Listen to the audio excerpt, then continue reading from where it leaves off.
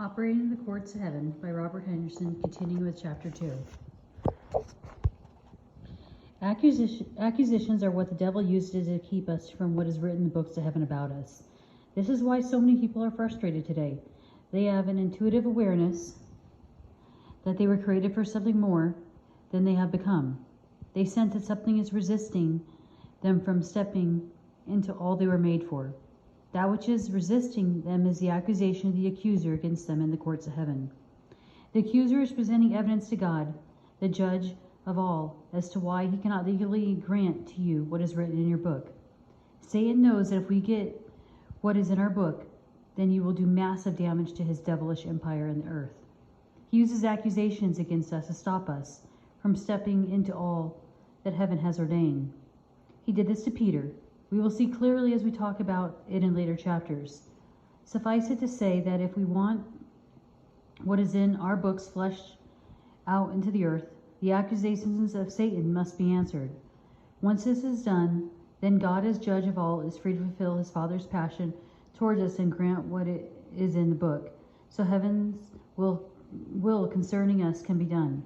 The fifth and final stage mentioned is being glorified. Being glorified is not talking about going to heaven. It is speaking about us fully stepping into all that is written in the books of heaven about us.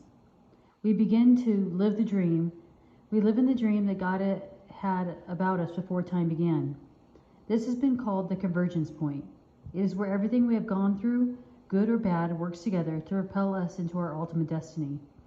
We see this in the life of Joseph, where he was in his father's house, but then sold into slavery by jealous brothers. He ended up ruling over the household of Potiphar. Then he was cast into prison unjustly, after which he was promoted from the most unlikely place to prime minister of Egypt. He became the preserver of life that God had destined to be, as it is written in the books of heaven. All of these things work together and converge together to prepare and get Joseph to his appointed place. He then, from his glorified position, had the kingdom impact that was predestined by God that he was to have. The reaching of the convergence point of our lives can be costly and expensive, but worth it. Not only do we find the ultimate satisfaction that we are built for, but God gets his kingdom purpose fulfilled through us. The most critical stage of this process for individuals, all the way to nations, is being justified. Once we maneuver our ways through the courts of heaven and get legal things arranged, God can freely then grant us the passion of his heart.